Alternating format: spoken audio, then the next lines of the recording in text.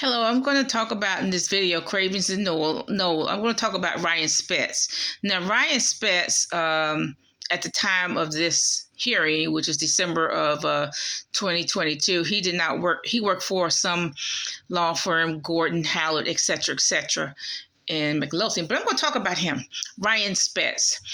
Now, you have to understand it was a whole conspiracy. I told you the previous video, the plaintiff never showed up.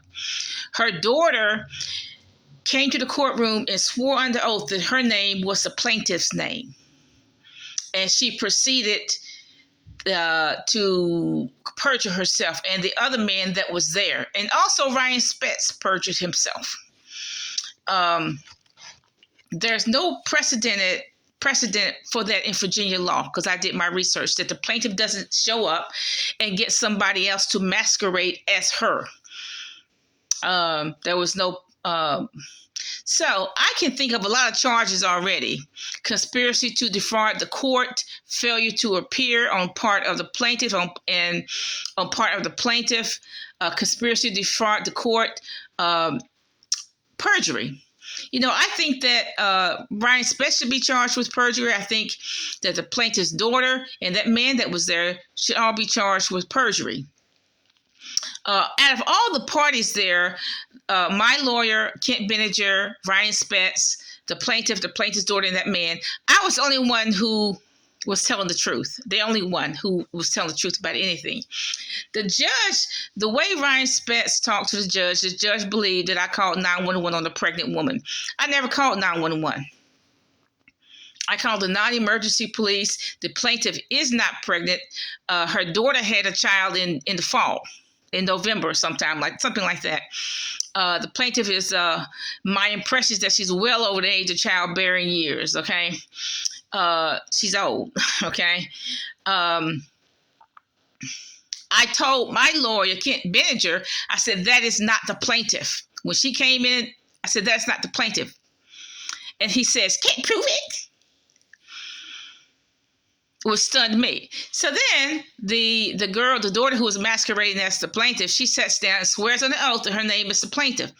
And then I told my lawyer again, Kent Benninger, I said, that is not the plaintiff, that is her daughter. He said, shh. Now my lawyer could have stopped the proceedings right there. In fact, actually, he could have stopped the proceedings in May, because the plaintiff already falsely identified herself to law enforcement on the arrest warrant, because I showed that to my lawyer.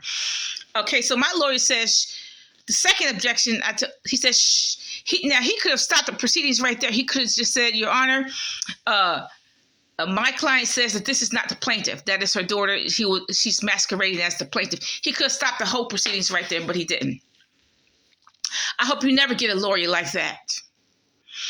Okay, Ryan Spetz withheld the other page of the arrest warrant because the judge asked him. He said, where's the other page of the arrest warrant?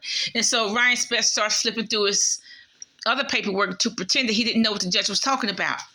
I think what he didn't want the judge to know, that first of all, the prosecutor signed the property warrant. It was always a property warrant. The prosecutor signed the property warrant the 15th of March.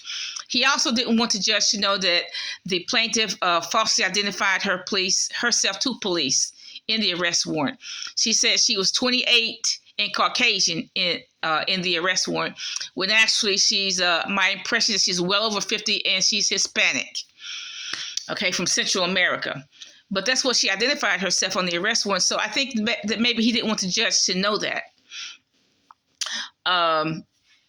So that's why he withheld that evidence from the judge. Now, that's another charge right there, withholding of evidence. Not only defrauding the court, withholding of evidence. Because it was always a property warrant.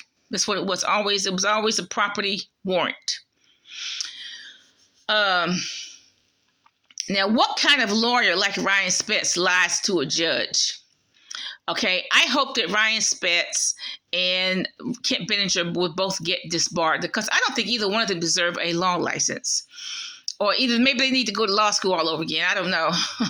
Okay, I hope you never. It cost me $3,000. It cost us $3,000 to hire Kent Benninger, and we definitely didn't get our money's worth.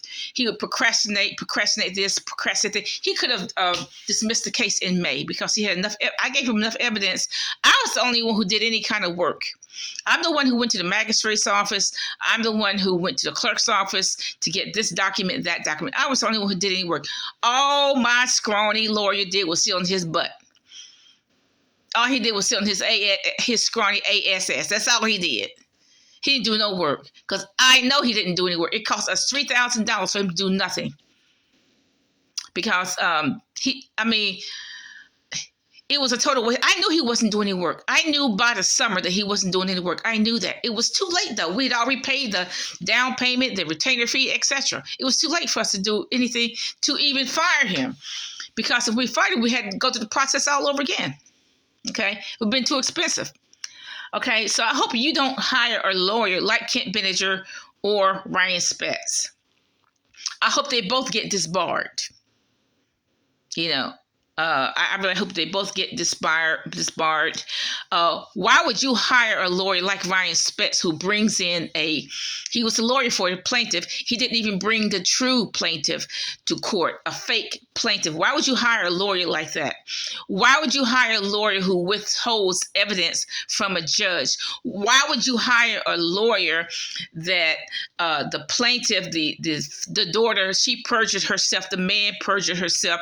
They actually told the judge that man told the judge that they came to my house with some kids to apologize, which they never did. I don't allow them on my property. And they perjured themselves so much. Everything was just perjury.